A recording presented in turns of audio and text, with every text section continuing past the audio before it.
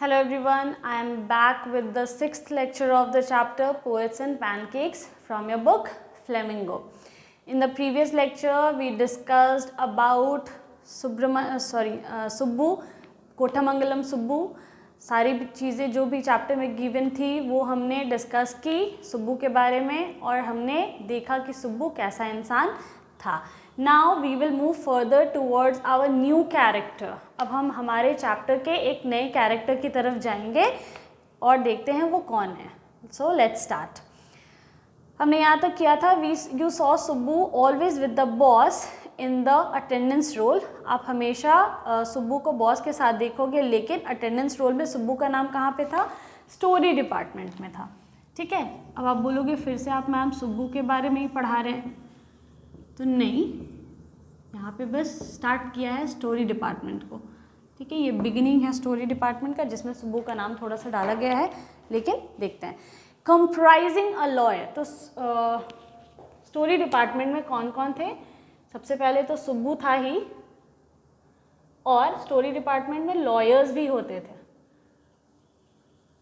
ठीक है, लॉयर्स भी रहते थे.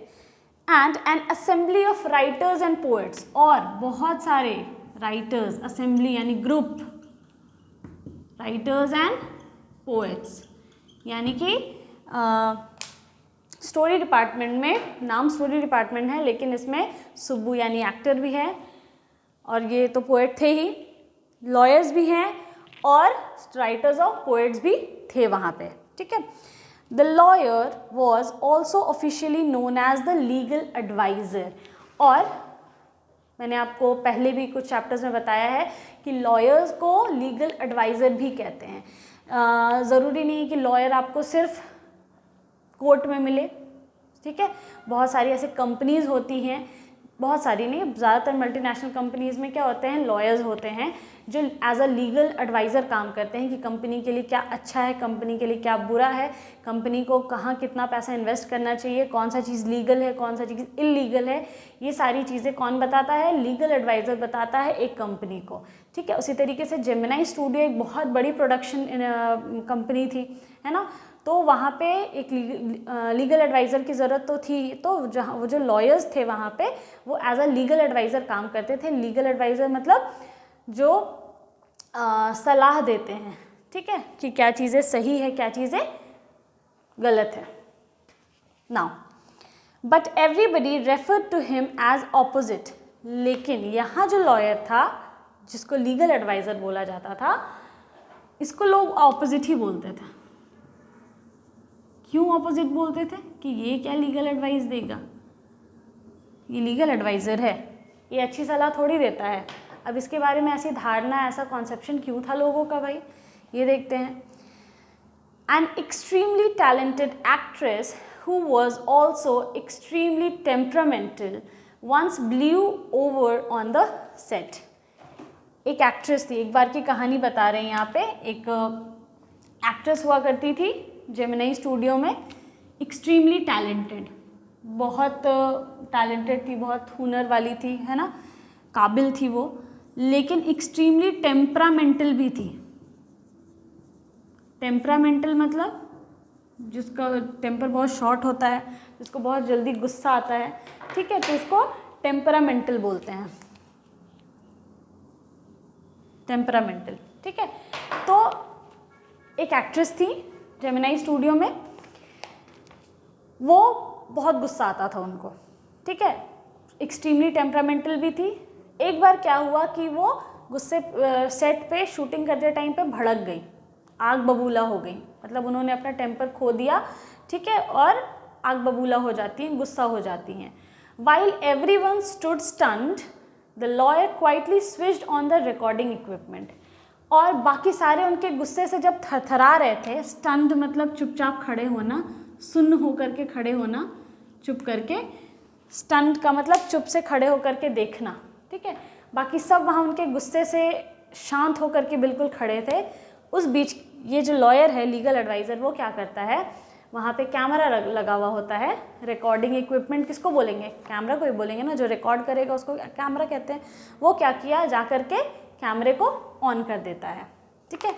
When the actress paused for breath the lawyer said to her 1 minute please. और जब वो गुस्से में पूरा आग बबूला हो रही थी, चीख रही थी, चिल्ला रही थी, चीज़ें बोल रही थी लोगों को गुस्से में, जब वो गुस्से में बोलते बोलते 1 मिनट के लिए सांस लेती हैं, रुकती हैं, थोड़ा थमती हैं, उतने में लॉयर क्या बोलता है, मैडम 1 मिनट रुकिएगा, ठीक है।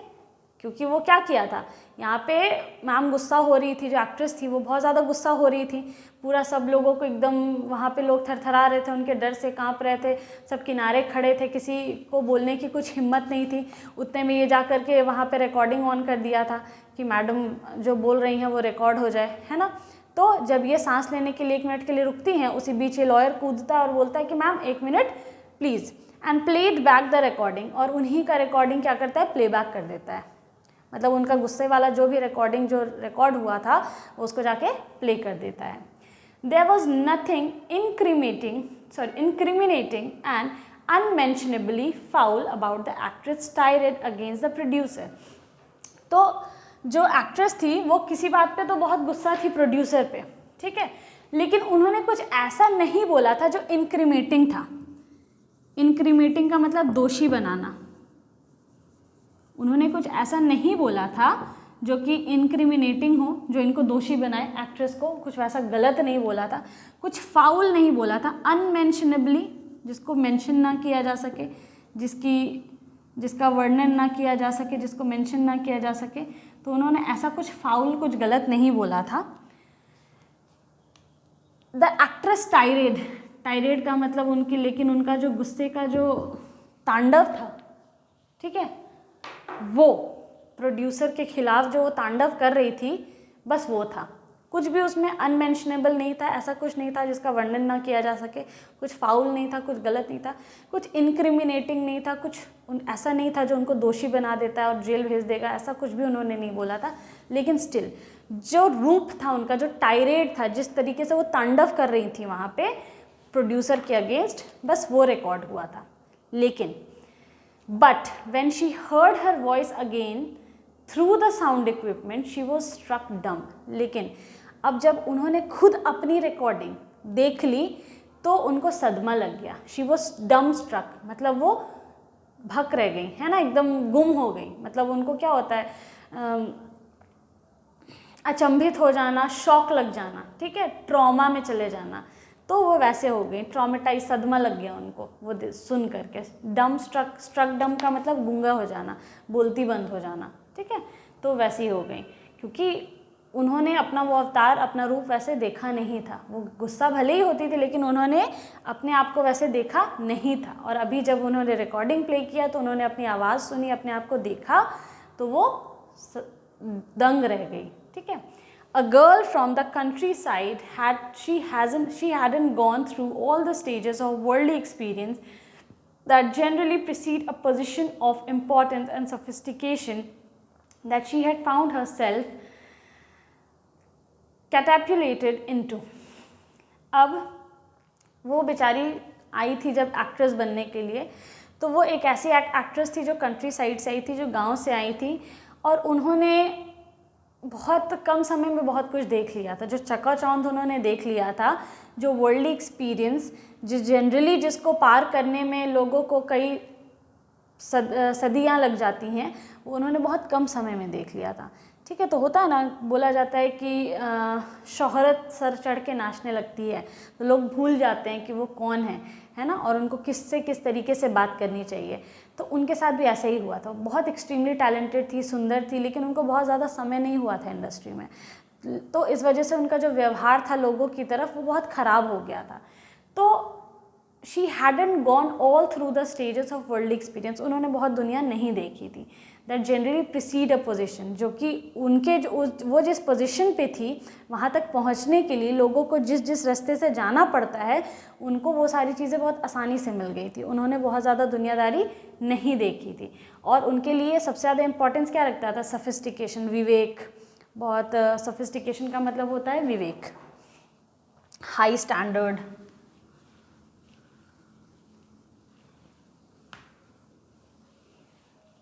वेल बिहेव्ड, ठीक है।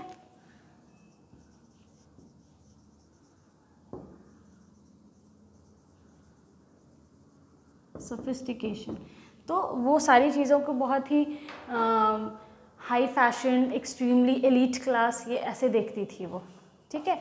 और जब उनको वो चीज़ें वैसे नहीं मिलती थी तो उनका ऐसा वाला अवतार निकल के बाहर आता था। और जब वो क्या हो गया था, एकाएक देख लिया था उन्होंने ये सारी चीज़ों को, ठीक है, क्योंकि मैंने बताया कि उन्होंने बहुत ज़्यादा दुनियादारी नहीं देखी थी और जिस पोजीशन पे वो थी वो उनको एकाएक मिल गई थी। और वहाँ से क्या हुआ, अचानक वो गिरी, यानी कि जब उनके साथ जब उन्होंने वो वीडियो देखा तो ऐसा होता है ना कि किसी को धक्का दे देना, तो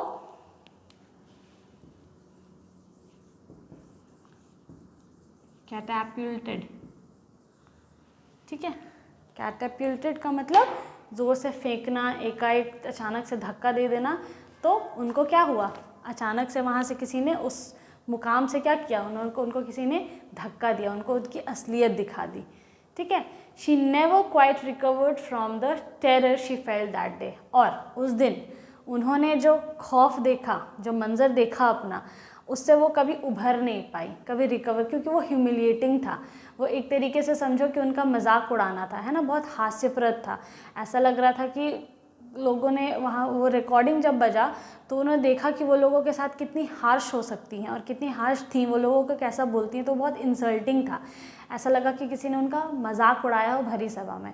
तो ये इससे क्या हो गया, उनको सदमा लगा और वो जो खौफनाक मंजर उन्होंने देखा, वो ह्यूमिलिएशन वो बर्दाश्त नहीं कर पाई और उससे कभी वो ज़िंदगी में उभर नहीं पाई। That was the end of a brief and brilliant acting career. और वो अंत था उनके उस छोटे से एक्टिंग करियर का, ठीक है। ब्रीफ और बहुत टैलेंटेड, बहुत छोटा था लेकिन बहुत ही एक्सट्रीमली टैलेंटेड एक एक्ट्रेस के एक्टिंग करियर का बहुत ही छोटा सा समय का अंत हुआ उस दिन। और the legal adviser who was also a member of the story department had unwittingly brought about that sad end. और जो लीगल एडवाइज़र, जिसने ऐसा कभी सोचा नहीं था या उस इरादे से अनविटिंगली उसने उसको प्ले किया, तो उसने बस अपनी लॉयर बुद्धि लगाई थी, ठीक है। उसने बस, हो सकता है किसी को एहसास दिलाने के लिए, ठीक है, कि देखिए आप कितनी रूड हो सकती हैं किसी की तरफ, या आपको कोई हक नहीं बनता है किसी से इस तरीके से बात करने का, तो या कुछ और सोच करके, मतलब उसका इरादा नहीं था कि बेचारी का एक्टिंग करियर ही ख़त्म हो जाए, बेचारी ट्रॉमा में चली जाए, बेचारी को सदमा लग जाए, उसका कोई ऐसा इरादा नहीं था उस लॉयर का। बस इसने अपनी वकालत बुद्धि लगा करके क्या किया, रिकॉर्डिंग को ऑन किया, जस्ट बिकॉज कि वो उसको सुना सके कि देखिए आप कितनी रूड हैं या आप इस तरीके से बात करती हैं जो कि लोगों के लिए सही नहीं है, ये सुनाने के लिए, ये एहसास दिलाने के लिए उसने रिकॉर्डिंग ऑन किया होगा। लेकिन वो क्या हो गया, पासा उल्टा हो गया, ये बहुत डीप हो गया, डीप इफेक्ट कर गया उन पे, उनको मेंटल ट्रॉमा हो गया, सदमा लग गया, जिससे वो कभी बाहर नहीं आ पाए और उनका एक्टिंग करियर ही ख़त्म हो गया। तो ये एक बहुत बड़ा लालचन लग गया किस पे, उस लीगल एडवाइज़र पे, उस लॉयर पे, ठीक है। तो इसीलिए यहाँ पे जब लीगल एडवाइज़र उसको बोला गया तो लोग उसको ऑपोजिट समझते हैं कि ये लीगल क्या करेगा, ये सही क्या करेगा, ये तो इसके तो हरकतें ही उल्टी पुल्टी हैं, जिससे आदमी को सदमा लग जाए, आदमी मर जाए, या आदमी के साथ आदमी का करियर ही ख़त्म हो जाए, तो ये लीगल एडवाइस क्या देगा, ये तो बर्बाद कर देगा करियर, है ना। तो लोगों का परसेप्शन उस टाइम से उस लॉयर के लिए ऐसा बन गया, जबकि बेचारे लॉयर ने कुछ ऐसा किया नहीं था, उसने अननोइंगली, मतलब अनविटिंगली, उसका इरादा नहीं था ऐसा कुछ करने का, अनइंटेंशनली उसने ये किया था। नोइंगली तो किया था, जानबूझ के ही रिकॉर्डिंग ऑन की थी, लेकिन अनविटिंगली, उसका इरादा ऐसा कुछ नहीं था कि उसका जो कॉन्सिक्वेंस हो वो इतना ख़राब हो, इतना बुरा हो। लेकिन बेचारे पे ये उंगली उठ गई और ज़िंदगी भर के लिए ये सैड एंड का वो क्या हो गया, गुनहगार, जिम्मेदार हो गया। While every other member of the department wore a kind of uniform khadi dhoti with a slightly oversized and clumsily tailored white khadi shirt. Story department में सारे लोग एक काइंड यूनिफॉर्म पहनते थे, एक काइंड का यूनिफॉर्म पहनते, एक तरह का यूनिफॉर्म पहनते थे, सबका सेम जैसे कपड़े होते थे। वो क्या था, खादी की धोती होती थी और उसके ऊपर स्लाइटली ओवर साइज़ का शर्ट, मतलब अपने साइज़ से बड़ा शर्ट पहनते थे वो लोग, ठीक है। And क्लम्जली tailored white khadi shirt. और जो शर्ट था ना वो क्लम्जली टेलर्ड, क्लम्जली का मतलब ऐसा लगता था कि अनाड़ी ने बनाया हो, क्लमजिली टेलर्ड, वो जो शर्ट जो सारे लोग पहनते थे उसको देख के ऐसे वो ओवर साइज था, एक तो सबके साइज से बड़ा था और उसको देख के ऐसा लगता था कि किसी अनाड़ी टेलर ने क्या किया, उसको बनाया है, अनाड़ी की तरह बनाया हुआ है वो, ठीक है, अनाड़ीपन में बना दिया गया शर्ट। तो सब लोग वही ओवर साइज शर्ट पहनते थे खादी का और खादी की धोती पहनते थे।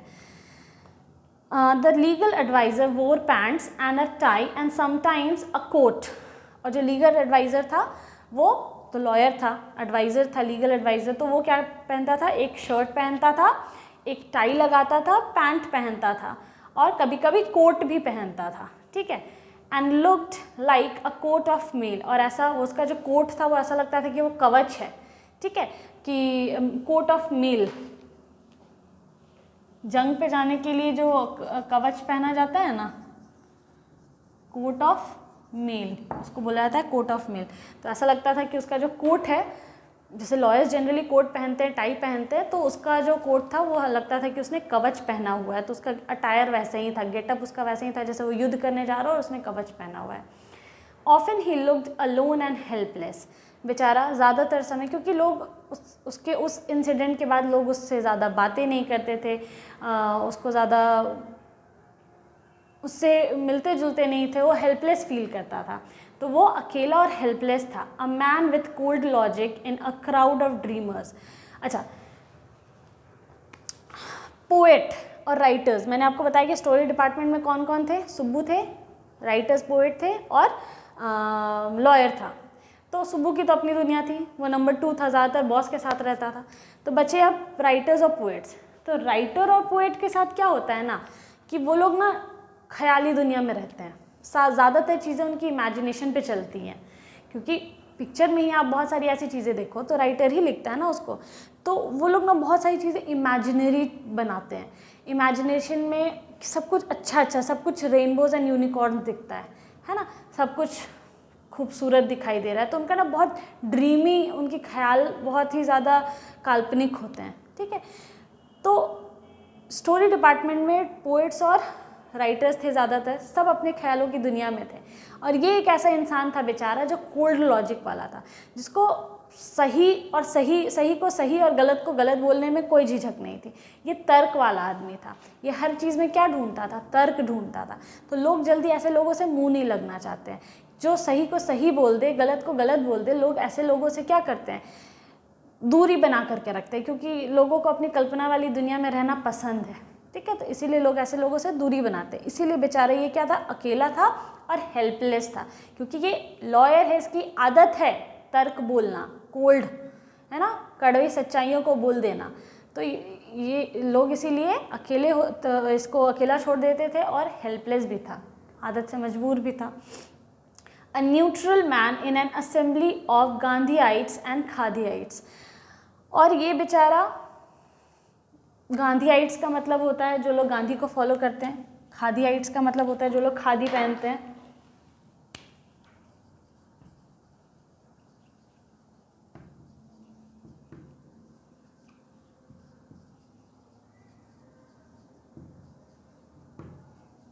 ठीक है, तो गांधीआइट्स का मतलब followers of Gandhi ji, and Khadiites का मतलब जो लोग खादी पहनते हैं। तो ये क्या था, एक न्यूट्रल आदमी था। न्यूट्रल का मतलब होता है निष्पक्ष, जो किसी का पक्ष नहीं लेता है। तो जो भीड़ थी ना वहाँ पे राइटर और पोएट्स की, उन लोग ऐसे थे कि अगर कोई एक गाल पे थप्पड़ मारे तो दूसरा गाल आगे कर दो, ये इस चीज़ को फॉलो करते थे। और ये कैसा था कि अगर कोई एक गाल पे तुमको थप्पड़ मारा है तो उस पर केस कर दो, ठीक है, वो तो गलत किया है तुम्हारे साथ। तो ये तर्क वाला आदमी था, इसको सही गलत को बोलने में झिझक नहीं थी। हाँ, और यहाँ जो लोग थे सब गांधी फॉलोअर्स थे, तो इसमें क्या हो जाता था, वो अकेला हो जाता था। और वो क्या करता था, ह्यूमन इमोशन को बहुत ज़्यादा वैल्यू नहीं करता था, उसके लिए ह्यूमन इमोशन ज़्यादा मायने नहीं रखते थे। और ये दुनिया को इसके लिए ये फीलिंग्स और इमोशंस की जहाँ बात थी, जैसे कि अब गांधी के फॉलोअर्स जो हुए कि किसी ने एक गाल पे थप्पड़ मारा तो दूसरा गाल आगे कर दो, इसके लिए इमोशन चाहिए और फीलिंग चाहिए, ह्यूमन इमोशन, कि ज़रूरी थोड़ी कि वो बुरा है तो हम भी बुरे बन जाएं, या उसको दूसरा गाल आगे कर दोगे तो वो तुमको थप्पड़ नहीं मारेगा, तो वहाँ क्या होगा, तुम्हारा इमोशन कनेक्ट हो जाएगा उससे, तुम्हारा फीलिंग कनेक्ट हो जाएगा उससे, ठीक है। तो यहाँ पे इन फीलिंग्स और इमोशंस को वो क्या करता था, वो वैल्यू नहीं करता था। और यहाँ ये लोग थे, ये लोग लिटरेरी इंथुजियास्ट थे। लिटरेरी इंथुजियास्ट का मतलब ये लोग कल्पना की दुनिया में ज़्यादा रहते थे। ये लोग को लगता था प्यार मोहब्बत से दुनिया को बदली जा सकती है। आप किसी भी मूवी को उठा लो, किसी भी मूवी को उठा लो, उसमें देखो कि अगर हीरो है, हीरोइन है, और हीरो के पापा जो है वो हीरोइन के पापा नहीं मान रहे हैं, तो हीरो जो है वो कुछ लास्ट में ऐसा बहुत अच्छा करता है कि हीरोइन के पापा का दिल पिघल जाता है, और फिर हीरोइन के पापा बोलते हैं जाओ सिमरन जी लो अपनी ज़िंदगी, है ना। तो ज़िंदगी में ऐसा नहीं, ज़िंदगी ऐसे नहीं चलती है, ये काल्पनिक है।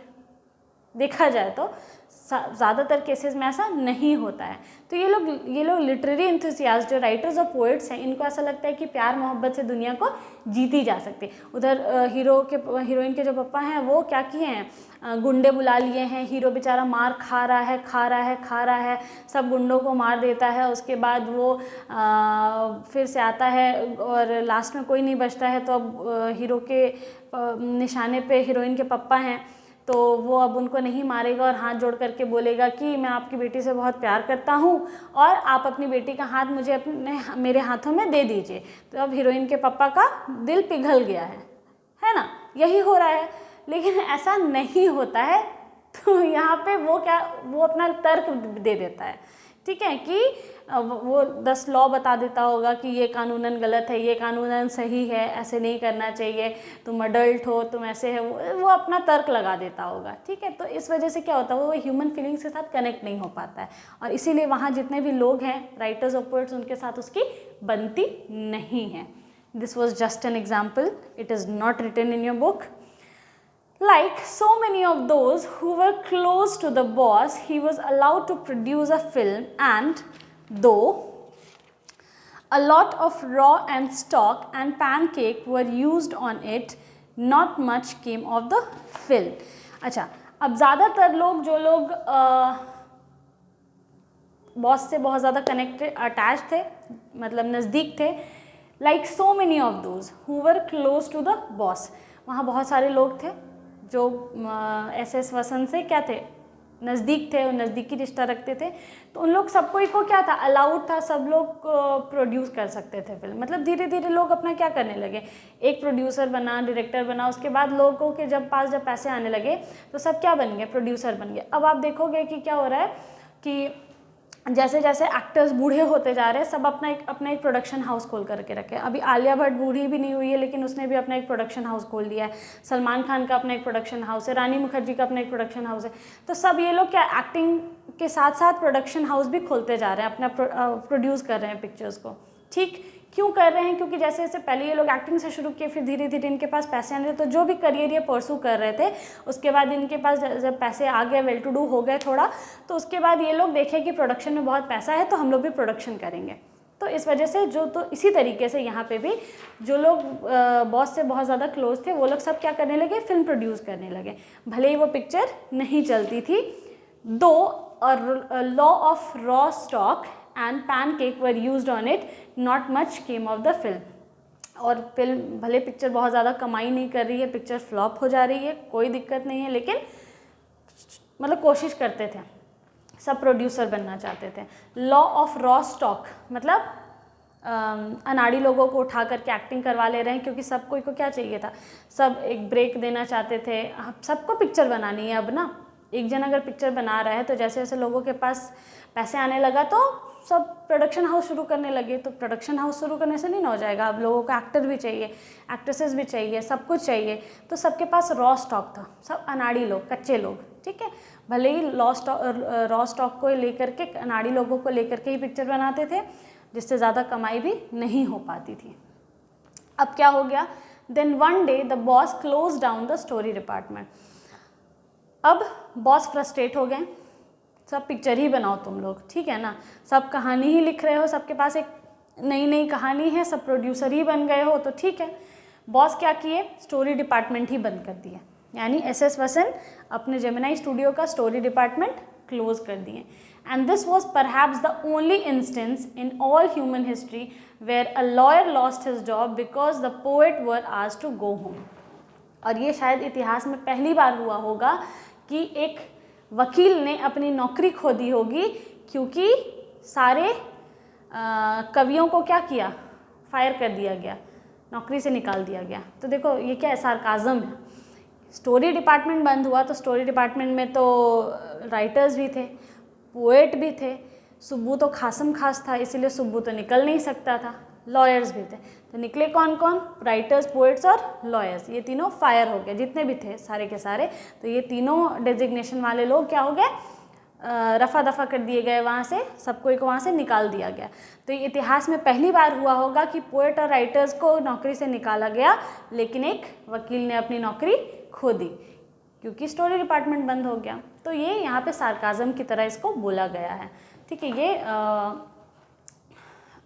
हमारा तो हमारा जो फोर्थ कैरेक्टर कौन था, लॉयर। तो इसके बारे में क्या, हमें नाम नहीं पता है, ना नाम बताया गया लॉयर का, बस उसकी थोड़ी सी पर्सनालिटी को बताया गया है। उसका यू कैन से एक रॉक सॉलिड एटीट्यूड को दिखाया गया है, उसका अनविटिंगली किसी भी चीज़ को करने का एटीट्यूड को दिखाया गया है कि वो किसी चीज़ को करता है तो बेधड़क कर दिया है ना, बेइरादा। और वो हाँ, उसके नाम को नहीं बताया गया, लेकिन लास्ट में उसके साथ जस्टिस नहीं होता है। उस भीड़ में वो अपने आप को अपने बॉस से बहुत ज़्यादा क्लोज़ नहीं हो पाता है क्योंकि वहाँ जो भी लोग थे वो लोग प्रोड्यूसर बनने निकले, उन्होंने बॉस को क्या किया, देखा जाए तो अब एक मिनट मैं प्रोड्यूसर हूँ और आप भी अब मेरे दोस्त हो, आप मेरे से क्लोज़ हो, मेरे से सब काम सीख लिए और आप अब अपनी ही कंपनी शुरू कर दिए। तो ये एक तरीके का क्या बैकस्टैबिंग हुआ ना, कि आप मेरे पीठ पे छुरा भोंक रहे हो कि आप, या उसी थाली में खा के छेद करने वाला हिसाब है ना, कि आप मेरे से ही सीख करके, क्योंकि मेरा जो ऑक्यूपेशन है, जिस चीज़ से मेरी रोज़ी रोटी चलते हो, और आप उसी चीज़ को अपना शुरू कर दे रहे हो मेरे से ही सीख करके, तो वो मेरे साथ गद्दारी हुई है ना। तो यहाँ पे लोग वही किए, तो इसी वजह से क्या हुआ कि बॉस इरिटेट होकर के स्टोरी डिपार्टमेंट बंद कर दिए। तो इसमें बेचारे लॉयर का तो कोई हाथ नहीं था, वो तो प्रोड्यूसर बनने नहीं निकला था, वो तो बस बाकायदा अपना काम कर रहा था जो काम उसको दिया गया था। लेकिन जस्ट बिकॉज जो राइटर और पोएट्स थे वो लोगों की बेवकूफ़ियों की वजह से वो लोग अपने आप को ज़्यादा आंक रहे थे और प्रोड्यूसर बनना चाह रहे थे, भले ही फ्लॉप फिल्म बनाई उन्होंने, लेकिन उस वजह से क्या हुआ, बेचारे लॉयर ने अपनी नौकरी खो दी। तो यहाँ उसका एक छोटा सा character sketch, not so important, minor character ही है, लेकिन एक बहुत अच्छे पर्सनालिटी को दिखाया गया है, बहुत ही यू कैन से माइनर है लेकिन इम्पॉर्टेंट है, ठीक है। Now Gemini studio was the favourite haunt of poets like S.S. Yogaiyar, Sangu Subramanyam, Krishna Shastri and Harindranath Chattopadhyay. Gemini studio जो था वो बहुत सारे ऐसे फेवरेट पोएट्स का अड्डा था, ठीक है। अब आपको धीरे धीरे समझ में आ रहा होगा कि पोएट, ये जो चैप्टर है उसका नाम पोएट्स क्यों है ना, पोएट्स एंड पैनकेक्स क्यों। पैनकेक तो हमने देख लिया था, और पोएट्स क्यों, क्योंकि जहाँ पे भी चैप्टर में नए नए कैरेक्टर को इंट्रोड्यूस किया जा रहा है वो कहीं ना कहीं क्या है, पोएट है या पोएट से कहीं ना कहीं रिलेटेड है, ठीक है। आपको बाद में, अभी तक हमने देखा कि जो हमारा मेकअप बॉय था वो भी एक तरह का पोएट ही था, थोड़ा बहुत उसमें बिट ऑफ पोएट्री थी। सुब्बू जो था वो बहुत ही अच्छा पोएट था, लिटरेरी टैलेंट था उसमें। हमने फिर स्टोरी डिपार्टमेंट देखा जो राइटर्स और पोएट से भरा हुआ था। अब हम लोग देख रहे हैं कि जेमिनी स्टूडियो जो है वो हॉन्ट था, हॉन्ट अड्डा था किसका, पोएट्स का। अब कैसे कैसे पोएट्स थे वहाँ पे, S.S. योगैयर, ठीक है, सांगू सुब्रमण्यम, ये लोग साउथ के बहुत फेमस पोएट्स हैं, और ये जो S.S. योगैयर हैं ये फ्रीडम पोएट भी हैं और फ्रीडम फाइटर और नेशनल पोएट भी रह चुके हैं। S.D.S. योगैयर, ठीक है, S.D.S. योगैयर ये नेशनल पोएट और फ्रीडम फाइटर भी रह चुके हैं। फिर संगू सुब्रमण्यम साउथ के बहुत फेमस पोएट हैं, कृष्ण शास्त्री ये भी बहुत फेमस है, एंड हरिंद्रनाथ चट्टोपाध्याय, ये साउथ के नहीं हैं, बंगाली हैं, लेकिन ये भी एक ये प्ले राइट थे, यानी ये ड्रामा लिखते थे, थिएटर्स करते थे, ठीक है, थिएटर नाटक, ठीक है, और ये बहुत ही फेमस पोएट थे कोलकाता के। Now it had an excellent mess which supplied good coffee at all times of the day. अब एक अड्डा को अड्डा बनाने के लिए क्या चाहिए? अब आप ही लोग जैसे यहीं पे देखते होंगे, आपके भी घर के आसपास जो भैया लोग होते हैं, इंजीनियर्स का एक तरफ अड्डा है, अंकल लोग का एक तरफ अड्डा है, थोड़ा दादाजी लोग का एक तरफ अड्डा है, सबका अपना अपना एक गॉसिप पॉइंट होता है। तो कहीं पे चाय चल रही है, चाय की चुस्कियों के साथ गप्पे चल रही हैं, कहीं पे ये लोग पोएट्री करते थे। कोलकाता में एक प्रॉपर ऐसा कॉफ़ी हाउस है ब्रिटिश का बनाया हुआ, जहाँ पे लोग बैठ करके किताबों पे डिस्कशन करते थे, सारे पोएट्स आते थे वहाँ पे, राइटर्स आते थे, और वो लोग बैठ करके इसी तरीके का पोएट्री डिस्कशन करते थे।